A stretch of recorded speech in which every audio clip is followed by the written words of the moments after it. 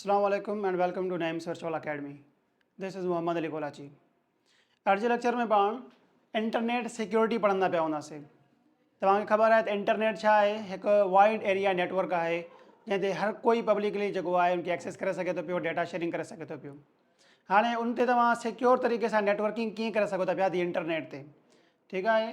उनजे बारे में अॼु पाण पढ़ंदा पिया हूंदासीं त internet connects everyone, even the hackers, यानी उहो जेको असांजो वाइड एरिया नेटवर्क आहे दी इंटरनेट, जेको सभ खां वॾी मिसाल आहे वाइड एरिया नेटवर्क जी, उनखे हर कोई एक्सेस करे सघे थो पियो, हर कोई उन ते कनेक्ट थी सघे थो पियो। पर उन ते हर कोई एड थियण वारो हिकु गुड एक्टर न हूंदो आहे। कुझु बैड एक्टर्स बि हूंदा आहिनि जेके उन असांजे वाइड एरिया नेटवर्क ते कनेक्ट थींदा आहिनि अची करे, ऐं उहे जेके बैड एक्टर्स हूंदा आहिनि उन्हनि जूं इंटेंशन्स बि बैड ई हूंदियूं आहिनि। हाणे तव्हां इंटरनेट ते रही करे सिक्योर तरीक़े सां इंटरनेट कीअं यूज़ करे सघो था पिया। Your data equals to your identity online, यानी तव्हां ऑनलाइन जो मतिलबु छा आहे, जॾहिं तव्हां the wide area network the internet सां कनेक्ट आहियो त तव्हां ऑनलाइन आहियो। हाणे उन ऑनलाइन तव्हांजे डेटा जेका तव्हां यूज़ कयो था पिया, जेका तव्हां सेंड कयो था, जेका तव्हां रिसीव कयो था पिया, जेका तव्हांजी डेटा उन इंटरनेट सां कनेक्ट थियल आहे, उहा तव्हांजी उन इंटरनेट ते आइडेंटिटी आहे, ठीकु आहे। Once leaked data can not be unseen, यानी हिकु दफ़ो तव्हांजी डेटा लीक थी वई, तव्हांजे कंप्यूटर मां, तव्हांजे सिस्टम मां डेटा चोरी थी वई या लीक थी वई तव्हांजी ग़लती जे करे या कंहिं हैकर जी जेका पेनिट्रेशन जे करे, त पोइ उहा ॿीहर वरी अनसीन नथी थी सघे। यानी ईअं न आहे जो तव्हां उनखे 100% हाणे वापसि रिमूव करे सघो। सिक्योरिटी स्टार्ट्स विथ अवेयरनेस, हाणे तव्हां पंहिंजे सिस्टम खे सिक्योर कीअं करे सघो था पिया, पंहिंजी डेटा ऐं कम्युनिकेशन खे सिक्योर कीअं करे सघो था पिया, उनजे लाइ सभ खां पहिरियों तव्हांखे अवेयरनेस हुजे त सिक्योरिटी छा हूंदी आहे ऐं जेको आहे सिक्योरिटी सां डील कीअं कबो आहे, पंहिंजे सिस्टम खे सिक्योर कीअं कबो आहे। इन ॻाल्हि जी जॾहिं तव्हांखे ख़बर हूंदी त उन खां बाद में तव्हां इंटरनेट यूज़ कंदा ऐं सिक्योर तरीक़े सां यूज़ कंदा। हाणे सिक्योरिटी मैटर्स छो कंदी आहे, पंहिंजे सिस्टम जी हिफ़ाज़त जे लाइ, पंहिंजी डेटा जी हिफ़ाज़त जे लाइ। Cyber attacks happen every second world wide, पूरी दुनिया में हर सेकेंड में कोई ना कोई साइबर अटैक थींदो पियो हूंदो आहे, कंहिं वेबसाइट जे मथां, कंहिं कंपनी जे मथां, इवन कंहिं जी पर्सनल डेटा जे मथां, ठीकु आहे।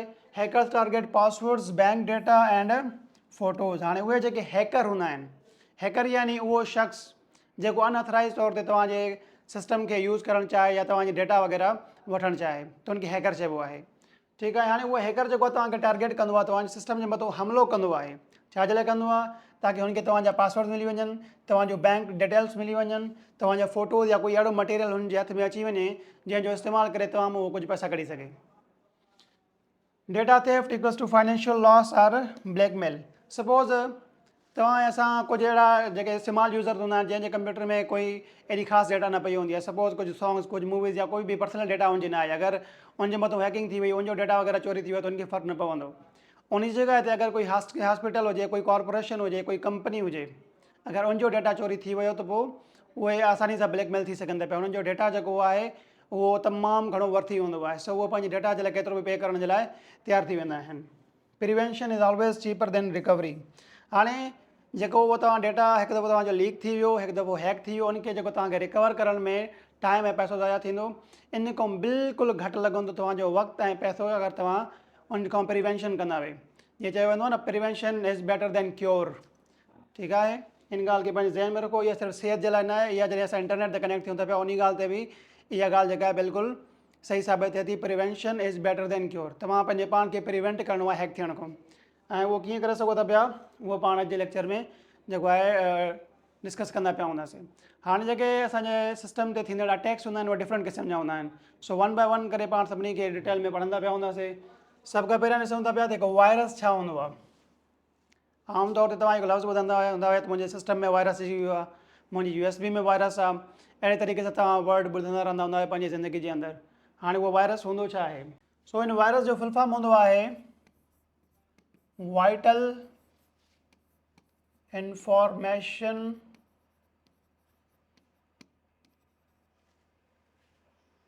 रिसोर्सिस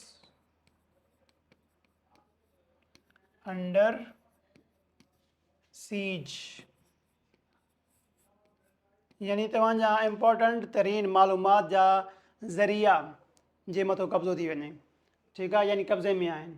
हाणे उहो वायरस दरअसल हूंदो छा आहे, मलेशियस प्रोग्राम, हिकु सॉफ्टवेयर हूंदो आहे दैट इन्फेक्ट्स फाइल्स, जेको तव्हांजे सिस्टम में मौजूदु फाइल्स जेके आहिनि उन्हनि खे इन्फेक्ट कंदो आहे, ठीकु आहे, उन्हनि जे मथां असरअंदाज़ थींदो आहे, उनखे मैनिपुलेट कंदो आहे, हुननि खे चेंज कंदो आहे।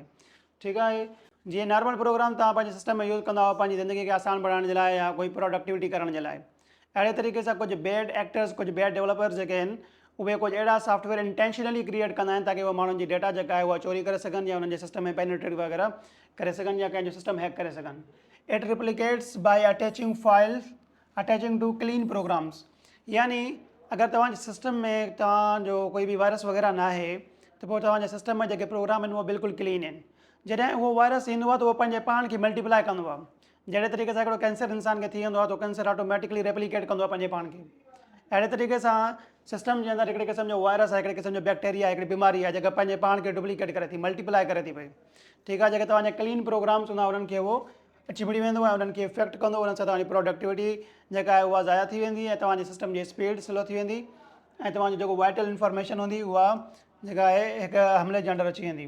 हाणे इहो जेको वायरस आहे तव्हांजे सिस्टम में अची करे छा करे सघे थो पियो, स्लो डाउन, यानी जॾहिं तव्हांजे सिस्टम में वायरस वग़ैरह ईंदो त तव्हांजो कंप्यूटर स्लो थी वेंदो, तव्हांजो सिस्टम क्रैश थियणु शुरू थींदो या तव्हांजी जेका इंपॉर्टेंट डेटा आहे उहा डेटा तव्हांजी डिलीट थियणु शुरू थी वेंदी।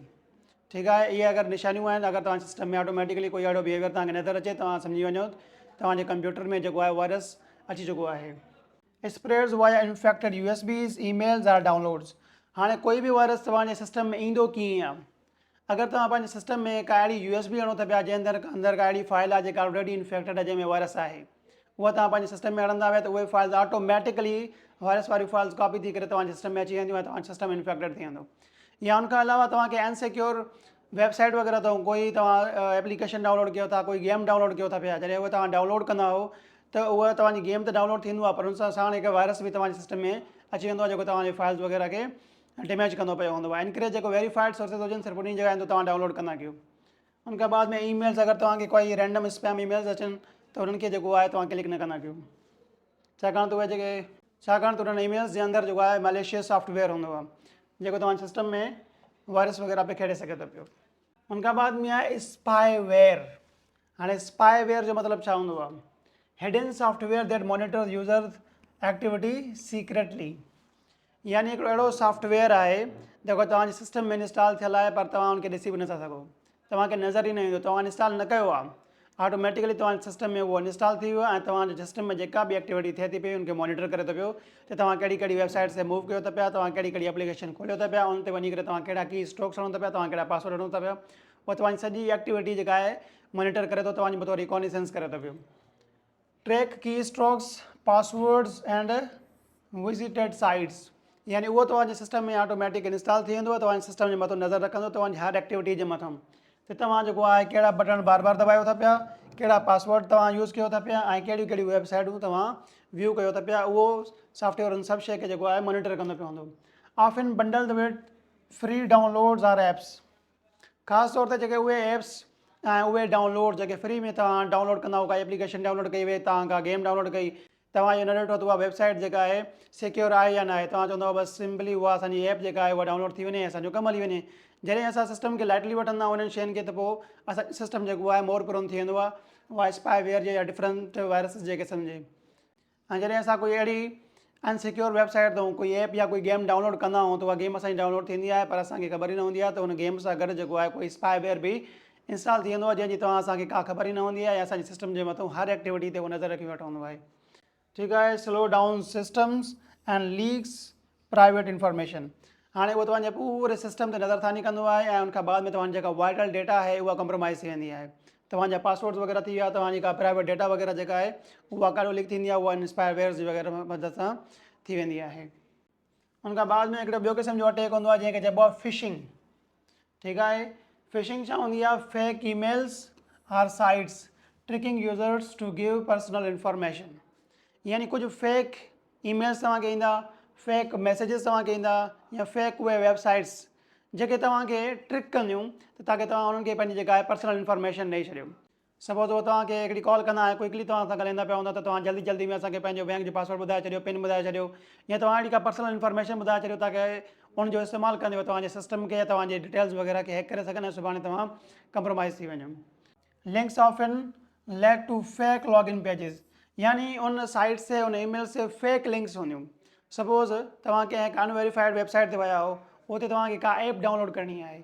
हाणे तव्हांखे उहा ऐप डाउनलोड करणी आहे, लेकिन उनमें तव्हांखे डाउनलोड जा 8-10 बटन नज़र अचनि था पिया। तव्हांखे कॾहिं ख़बर त हिन में जेको आहे सही डाउनलोड वारो बटन कहिड़ो आहे। तव्हां रैंडमली कंहिंजे मथां बि क्लिक कंदा त पोइ छा थींदो, उहो तव्हांखे हिकु अलॻि लॉगिन पेज ते हिकु मलेशियस सॉफ्टवेयर ते या हिकु मलेशियस वेबसाइट ते तव्हांखे वठी वेंदो, जिते छा थींदो तव्हांजे सिस्टम जे अंदरि ऑटोमेटिकली शयूं जेके आहिनि उहे डाउनलोड वग़ैरह थियणु शुरू थी वेंदियूं ऐं तव्हांजो सिस्टम कंप्रोमाइज़ थी वेंदो आहे। सो वरी कंहिं बि अनवेरीफाइड वेबसाइट में वञण खां बची करे असां पंहिंजे सिस्टम खे कंप्रोमाइज़ थियण खां बचाए सघूं था पिया। हाणे जेके उहा फिशिंग हूंदी आहे, उन फिशिंग जो मक़सदु छा हूंदो आहे? Steal user names, passwords or bank details. जीअं मां पहिरियों ई अर्ज़ु कयो त फिशिंग जेका आहे उहा छो कबी आहे, ताकी तव्हांजी जेका वाइटल इंफॉर्मेशन आहे, इंपॉर्टेंट पर्सनल इंफॉर्मेशन, सपोज़ तव्हांजी बैंकिंग डिटेल्स थी वई, तव्हांजा कंहिं बि एप्स वग़ैरह ते थींदड़ इस्तेमालु थींदड़ यूज़र नेम्स ऐं password.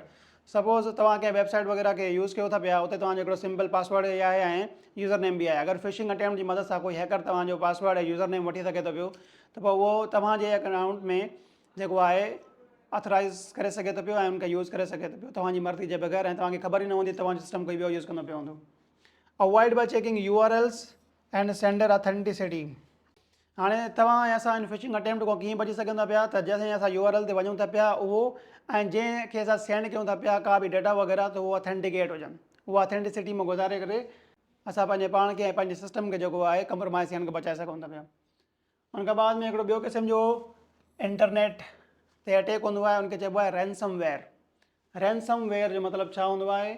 Locks your files and demands payment to unlock. हाणे रैंसमवेयर अहिड़े क़िस्म जो हिकिड़ो मलेशियस सॉफ्टवेयर आहे जेको तव्हांजे सिस्टम ते जॾहिं लॻी वेंदो आहे, त पोइ छा थींदो, तव्हांजे उन सिस्टम में मौजूदु तमामु जेके फाइल्स आहिनि उहे लॉक थी वेंदियूं ऐं तव्हांखे हिकिड़ो हुते नोट पैड में नोट अची वेंदो, त तव्हां जेको असांखे एतिरी पेमेंट कयो, उनखां बाद में जेको आहे असां तव्हांजी जेका डेटा आहे उनखे अनक्रिप्ट कंदा पिया हूंदासीं, उनखे रिलीज़ कंदा पिया हूंदासीं।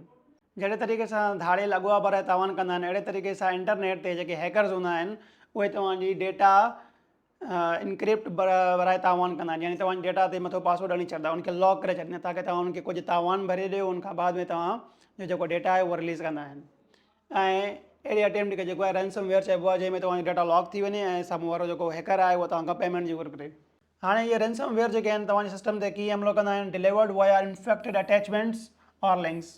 यानी कुझु अहिड़ियूं लिंक्स आहिनि या कुझु अहिड़ियूं फाइल्स आहिनि जेके इन्फेक्टेड आहिनि, जिन्हनि जे अंदरि उहो पहिरियां खां सिस्टम में वायरस मौजूदु आहे। ठीकु आहे, उहो जॾहिं तव्हां सिस्टम में डाउनलोड कंदा उहे फाइल्स या उन लिंक्स ते तव्हां क्लिक कंदा त पोइ ऑटोमेटिकली उहे फाइल्स डाउनलोड थी करे तव्हांजे सिस्टम में अची वेंदियूं ऐं तव्हांजो सिस्टम लॉक थी वेंदो। तव्हां जॾहिं बि गूगल ते उहा फाइल या ऐप डाउनलोड करणु वेंदा हुआ, त गूगल जेको आहे उनजो उहो पंहिंजे पाण वटि हिकिड़ो वेरिफिकेशन जो सिस्टम रखंदो आहे, तव्हांखे वॉर्निंग ॾींदो आहे त का वेबसाइट जेका आहे उहा वेरीफाई आहे या वेरीफाइड न आहे। सो तव्हां कोई रिसोर्स या कोई तव्हां ऐप वग़ैरह डाउनलोड करणु चाहियो था पिया ऐं तव्हांखे अगरि वॉर्निंग मिले थी पई त उहा सिक्योर न आहे, त तव्हां पंहिंजो बहितर आहे त तव्हां कंहिं ॿी सिक्योर वेबसाइट ते वञी करे पंहिंजा रिसोर्सिस या ऐप्स वग़ैरह डाउनलोड कयो, उनखां बचो। छाकाणि त अगरि तव्हां प्रोसीड कंदा हुआ त उनखां बाद में गूगल जी का बि गारंटी न आहे, तव्हां वटि फिशिंग थी सघे थी पई, कंहिं बि क़िस्म जो वायरस या अटैक तव्हांजे सिस्टम जे मथां थी सघे थो पियो। हाणे रैंसमवेयर छा कंदो आहे? इनक्रिप्ट्स यूअर इंटायर सिस्टम्स डेटा, यानी पूरे तव्हांजे सिस्टम में जेतिरी बि तव्हांजी हार्ड ड्राइव में तव्हांजी मुकमल प्राइवेट पर्सनल जेको बि डेटा पियो आहे तव्हांजो मुकमल लॉक थी वेंदो ऐं उनखां बाद में हिकिड़ो तव्हां वटि नोट अची वेंदो त तव्हां पंहिंजी का हिकिड़ी फाइल जेका आहे उहा असांखे सेंड कयो, असां उहा तव्हांखे डिक्रिप्ट करे ॾियूं था पिया ताकी तव्हांखे एतमाद अची वञे त असां तव्हांजी डेटा खे हैक कयो आहे ऐं उनखां बाद में जॾहिं तव्हां पेमेंट कंदा हुआ त पोइ असां तव्हांजो बक़ाया डेटा जेको आहे उनखे रिलीज़ कंदा पिया हूंदासीं। हाणे अगेन अगरि कोई स्मॉल यूज़र आहे कंहिं वटि कोई बि एॾो इंपॉर्टेंट डेटा न पियो आहे त उनजे लाइ को मसइलो न आहे, तव्हांजी फाइल्स लॉक थी वियूं, तव्हां उनखे डिलीट करे ॿिया डाउनलोड करे वठी वञे। पर अगरि कंहिं कंपनी, कंहिं ऑर्गेनाइज़ेशन, कंहिं स्कूल, कंहिं हॉस्पिटल जो डेटा अगरि अहिड़े तरीक़े सां कॉम्प्रोमाइज़ थी वञे त पोइ उहे रैंसम ॾियण जे लाइ बि तयारु थी वेंदा आहिनि। ऐं इन खां कीअं बची सघूं था पिया? प्रिवेंशन जी मदद सां। ठीकु आहे, सो पाण अहिड़ी वेबसाइट्स ते या अहिड़ी लिंक्स ते क्लिक न कयूं जेके वेरीफाइड न हुजनि। उनखां बाद में हिकिड़ो ॿियो क़िस्म जो ऑनलाइन इंटरनेट ते अटैक हूंदो आहे जंहिंखे पाण चवंदा आहियूं ट्रोजन हॉर्स। हाणे ट्रोजन हॉर्स छा हूंदो आहे? Disguised as the legit software. हाणे तव्हांखे ॾिसण में त ईअं लॻंदो आहे बिल्कुलु हिकिड़ो सेफ, हिकिड़ो सिक्योर सॉफ्टवेयर आहे, तव्हां पंहिंजे सिस्टम में इज़ीली उनखे इंस्टॉल करे सघो था पिया ऐं तव्हां उनखे इंस्टॉल कंदा वे, लेकिन ॿिए कंहिं ते तव्हांखे ख़बर न हूंदी once installed opens backdoor for hackers. यानी ॾिसण में उहो बिल्कुलु हिकिड़ो लेजिट, बिल्कुलु हिकु सही ऐं सेफ तव्हांखे सॉफ्टवेयर लॻंदो पियो हूंदो, तव्हां उनखे इंस्टॉल कंदा त छा कंदो? तव्हांजी मालूमात जे बग़ैर ई उहो जेको आहे तव्हांजे सिस्टम जी जेका डेटा आहे उहो चोरी करे छॾींदो ऐं जेको हैकर हूंदो उनखे तव्हांजे सिस्टम जी एक्सेस मिली वेंदी ऐं तव्हांखे इन ॻाल्हि जी ख़बर बि न हूंदी। Used for stealing files or remote control of PC। ऐं जॾहिं उहो हिकिड़ो दफ़ो तव्हांजे सिस्टम ते इन्फेक्ट कंदो त पोइ जेको हैकर आहे उहो पंहिंजी सेफ लोकेशन में वेही करे तव्हांजे पूरे सिस्टम खे जेको आहे कंट्रोल करे सघे थो पियो, तव्हांजी जेका इंपॉर्टेंट डेटा आहे उनखे चोरी बि करे सघे थो पियो ऐं सुभाणे वंस अगेन तव्हांखे ब्लैकमेल करे सघे थो पियो। अवॉइड डाउनलोडिंग क्रेक्ड और अननोन एप्स। अक्सर तौर ते पाण प्रोडक्टिविटी जेके सॉफ्टवेयर हूंदा आहिनि उहे पेड हूंदा आहिनि ऐं उन्हनि खे जेको आहे पाण फ्री में यूज़ करण जे लाइ क्रेक्ड सॉफ्टवेयर जो सहारो वठंदा आहियूं ऐं उहे जेके क्रेक्ड सॉफ्टवेयर हूंदा आहिनि उहे हमेशह सेफ न हूंदा आहिनि। ख़ासि तौर ते उहे जेके क्रेक्ड सॉफ्टवेयर हूंदा आहिनि उहे ट्रोजन हॉर्स जो सबबु बणिबा आहिनि। त तव्हां हिकिड़ो क्रेक्ड सॉफ्टवेयर, हिकिड़ो जेको पेड सॉफ्टवेयर आहे उनजो हिकिड़ो क्रेक्ड वर्जन तव्हां फ्री में पाण वटि इंस्टॉल करे छॾियो, तव्हां सर्विसिस यूज़ कयो था पिया, पर तव्हांखे ख़बर न आहे त पोइ हिकिड़ो हैकर आहे जेको तव्हांजी मुकमल डेटा ॾिसंदो वेठो आहे, तव्हांजे सिस्टम खे कंट्रोल करे थो पियो। अगरि उनखे कोई तव्हांजो डेटा अहिड़ो मिली वियो जंहिंसां तव्हांखे ब्लैकमेल करे सघे थो पियो त उहो तव्हांखे ब्लैकमेल बि करे सघे थो पियो। उनखां बाद में हिकिड़ो ॿिए क़िस्म जो अटैक हूंदो आहे जंहिंखे चइबो आहे वॉर्म। ठीकु आहे, वॉर्म छा कंदो आहे? Self replicating malware spreading through network. हिकु नेटवर्क छा हूंदो आहे? कलेक्शन ऑफ डिफरेंट डिवाइसिस हूंदो आहे जेके पाण में कम्युनिकेट कंदियूं आहिनि, रिसोर्सिस वग़ैरह शेयर कंदियूं आहिनि। हाणे हिकिड़ो वॉर्म छा कंदो आहे? पंहिंजे पाण खे डुप्लीकेट कंदो आहे, सेल्फ रिप्लिकेटिंग आहे। ठीकु आहे, जहिड़े तरीक़े सां हिकु वायरस आहे, हिकिड़ो जरासीम हूंदा आहिनि, बैक्टीरिया वग़ैरह पंहिंजे पाण खे रेप्लिकेट कंदा आहिनि, अहिड़े तरीक़े सां नेटवर्क मंझि पूरा जेके कंप्यूटर आहिनि, हे जेको वॉर्म आहे पंहिंजे पाण खे रिप्लिकेट कंदो आहे, उन नेटवर्क ते जेके डिफरेंट डिवाइसिस कनेक्ट हूंदियूं आहिनि उन्हनि सभिनी खे इन्फेक्ट कंदो आहे। हाणे उहो वॉर्म छा कंदो आहे? कंज़्यूम्स बैंडविड्थ, स्लोज़ डाउन सिस्टम्स। हाणे जॾहिं उहो तव्हांजे सिस्टम ते हिकिड़ो वॉर्म जो इफेक्ट थी वियो त पोइ छा थींदो? त उहो जेको वॉर्म वायरस आहे उहो तव्हांजे सिस्टम जी जेका बैंडविड्थ आहे, बैंडविड्थ पाण पढ़ी चुका आहियूं त हिकिड़े असांजो जेको नेटवर्क आहे उनजी हिकिड़े वक़्त में डेटा ट्रांसफर करण जी जेका कैपेसिटी आहे उनखे कंज़्यूम कंदो पियो हूंदो वॉर्म, ऐं तव्हां असांखे इहा ख़बर ई न हूंदी। ऐं जॾहिं असांजी बैंडविड्थ बिना असांजे इस्तेमाल जे ऑलरेडी कंज़्यूम थींदी पई हूंदी त सारी ॻाल्हि असांजो जेको सिस्टम आहे पूरो नेटवर्क जी कम्युनिकेशन उहा स्लो थी वेंदी आहे। हाणे असां फायरवॉल्स जो इस्तेमालु करे ऐं पंहिंजे सिस्टम खे अपडेट करे इन्हनि वॉर्म्स खां बची सघूं था पिया। हाणे वंस अगेन फायरवॉल छा हूंदी आहे, इन जे मथां हिकिड़ो पूरो पाण नेक्स्ट लेक्चर करण वारा आहियूं जंहिंमें पाण फायरवॉल आहिनि जो डिफरेंट क़िस्म जेके आहिनि उहे कवर कंदा पिया हूंदासीं। ऐं हिते हिकिड़ो ॿियो वर्ड इस्तेमालु थियो मालवेयर। सो मालवेयर जो मतिलबु छा आहे? Malicious software. असां हिनखे मलेशियस सॉफ्टवेयर चऊं, मालवेयर चऊं, ॻाल्हि सेम ई आहे। ठीकु आहे, सो अहिड़ो सॉफ्टवेयर जेको इरादी तौर ते अहिड़े तरीक़े सां क्रिएट कयो वञे ताकी कंहिं ॿिए माण्हू जी कंहिं जे नेटवर्क में कंहिं ॿिए यूज़र जी जेका डेटा आहे उहा असां अनऑथराइज़ तरीक़े सां एक्सेस करे सघूं, उन्हनि खे ब्लैकमेल करे सघूं। पोइ अहिड़े सॉफ्टवेयर खे छा चइबो आहे? मालवेयर चइबो आहे या मलेशियस सॉफ्टवेयर चइबो आहे।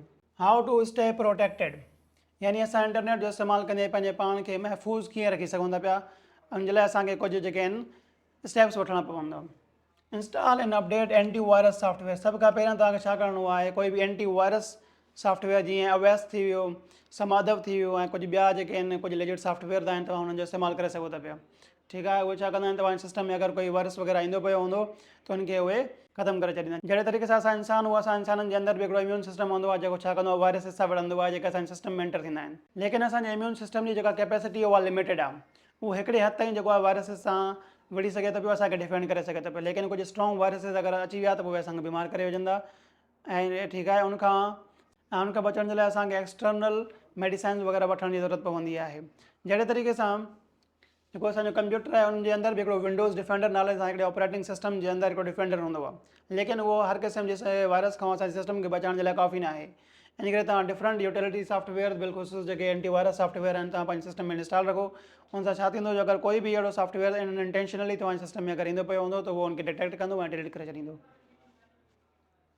ॿियो छा करे सघूं था पिया? Don't click unknown links. अगरि का अहिड़ी लिंक आहे जेका तव्हां वेरीफाई नथा कयो, तव्हां ऑथेंटिकेट नथा करे सघो त उन ते क्लिक न कयो।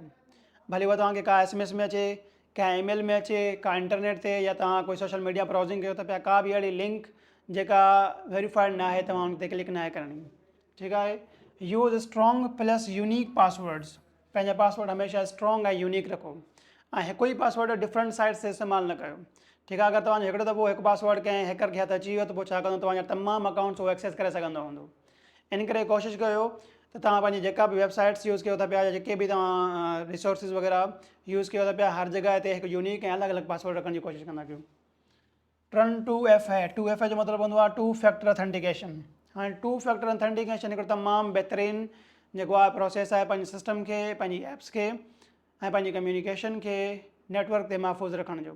टू फैक्टर ऑथेंटिकेशन जॾहिं ओपन हूंदी त उनमें छा थींदो जो सिर्फ़ु पासवर्ड अगरि कंहिंखे तव्हांजो हथ अची वञे थो पियो सिर्फ़ु पासवर्ड जो इस्तेमालु कंदे तव्हांजे अकाउंट खे उहो एक्सेस नथो करे सघे जेतिरे ते तव्हां उनजे लाइ हिकिड़ो ॿियो स्टेप बि रखंदा हुए सपोज़ तव्हां पंहिंजे हिकु मोबाइल मां येस ते क्लिक कंदा हुए या कंहिं नंबर ते क्लिक कंदा हुए त उनखां बाद में तव्हांजो उहो अकाउंट कंहिं ॿिए सिस्टम में या कंहिं ॿिए मोबाइल वग़ैरह में ओपन थींदो न त न थींदो सो कोशिशि कयो जेतिरा बि तव्हांजा अकाउंट्स वग़ैरह आहिनि उन ते टू फैक्टर ऑथेंटिफिकेशन जिते अवेलेबल हुजे तव्हां उनजो इस्तेमालु कयो keep operating system and software updated पाण डिफरेंट ऑपरेटिंग सिस्टम इस्तेमालु कंदा आहियूं ऐं उन्हनि जे अंदरि डिफरेंट क़िस्म जा सॉफ्टवेयर ते इस्तेमालु कंदा आहियूं ऐं जेके हैकर्स हूंदा आहिनि उहे कंहिं बि सॉफ्टवेयर जे बारे में तमामु घणो सम्झी करे उनखे कंप्रोमाइज़ करण जी सलाहियत रखंदा पिया हूंदा आहिनि ऐं जेके डेवलपर हूंदा आहिनि उन्हनि खे जॾहिं इहा ख़बर पवंदी आहे त असांजो जेको कोई सॉफ्टवेयर आहे उनजे अंदरि फलाणी वीकनेस मौजूदु आहे जेका खां कंप्रोमाइज़ करे सघे थी पई असांजे यूज़र खे त उनखां बाद में उहे अपडेट कंदा आहिनि ऐं उनजे अंदरि नया सिक्योरिटी फीचर्स जेके आहिनि उहे लॉन्च कंदा आहिनि सो बहितर आहे त असां पंहिंजे सिस्टम खे उनजे अंदरि ऑपरेटिंग सिस्टम ऐं जेके बि एप्स आहिनि उन सभिनी खे अपडेटेड रखूं इन्हनि सभिनी खे असां अपडेटेड रखी करे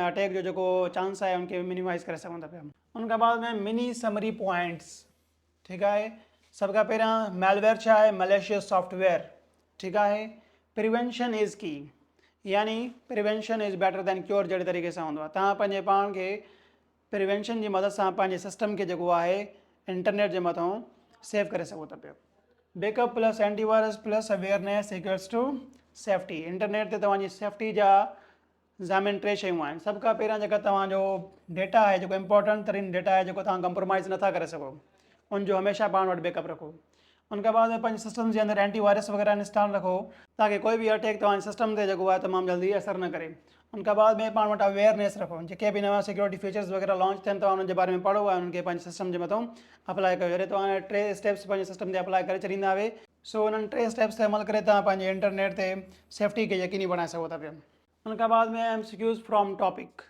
हाणे अॼु वारो जेको पाण इंटरनेट सिक्योरिटी जो टॉपिक पढ़ियो आहे इनमें खोड़ सारा सवाल कॉम्पिटेटिव एग्ज़ाम्स जे अंदरि रिपीट थी चुका आहिनि हाणे उन खोड़ सारे सवालनि मां कुझु सवाल जेके आहिनि पाण खणी आया आहियूं जेके कॉम्पिटेटिव एग्ज़ाम्स में रिपीट थी चुका आहिनि ऐं उन्हनि जी पाण प्रैक्टिस कंदा पिया हूंदासीं सो क्वेश्चन नंबर 1 चए थो पियो which of the following is a common network attack हाणे जेके असांजा हिते 4 शयूं ॾिनल आहिनि हाणे इन्हनि मां उहो कहिड़ो ऑप्शन आहे जेको असांजे नेटवर्क जे मथां थियंदड़ कोई अटैक आहे हिकिड़ो कॉमन अटैक आहे जेको आमतौर ते कंहिं बि नेटवर्क जे मथां थींदो आहे सो फिशिंग आहे फॉर्मेटिंग आहे रिबूटिंग आहे या रिफ्रेशिंग आहे हाणे हे जेके टे शयूं आहिनि इहे कंहिं बि अटैक जो टाइप न आहिनि सो हिते अटैक टाइप कहिड़ो आहे फिशिंग हिकिड़ो लेजिट अटैक जो क़िस्म आहे सो फिशिंग हिते करेक्ट ऑप्शन आहे क्वेश्चन नंबर 2 चए थो पियो unauthorised access to information is known as यानी कंहिं बि इंफॉर्मेशन ते कंहिंजो अनऑथराइज़ जेको एक्सेस हूंदो आहे उनखे छा चइबो आहे छा उनखे हैकिंग चइबो आहे स्पैमिंग चइबो आहे बगिंग चइबो आहे या पैचिंग चइबो आहे पाण पढ़ी चुका आहियूं त कंहिं बि सिस्टम जो या कंहिं बि डेटा जो कंहिं बि फाइल जो अनऑथराइज़ एक्सेस हासिलु करण खे हैकिंग चइबो आहे ठीकु आहे सो हैकिंग छा हूंदी आहे unauthorise access to information software that collects user information without consent is उहो सॉफ्टवेयर जेको कंहिंजी रज़ामंदी जे बग़ैर कंहिंजे बारे में मालूमात इकट्ठी करे कलेक्ट करे त उनखे छा चइबो आहे छा उनखे मेलवेयर चइबो आहे स्पाइवेयर चइबो आहे एडवेयर चइबो आहे या शेयरवेयर चइबो आहे सो उहो सॉफ्टवेयर जेको कंहिंजी रज़ामंदी बग़ैर कंहिंजे बारे में डेटा इकट्ठी करे त उनखे पाण छा चवंदा आहियूं स्पाइवेयर चवंदा आहियूं उमेदु आहे तव्हांखे अॼु इंटरनेट सिक्योरिटी जे मथां टॉपिक सम्झ आयो हूंदो मिलूं था सुभाणे फायर वॉल्स जे टॉपिक जे मथां एतिरे ताईं अल्लाह हाफ़िज़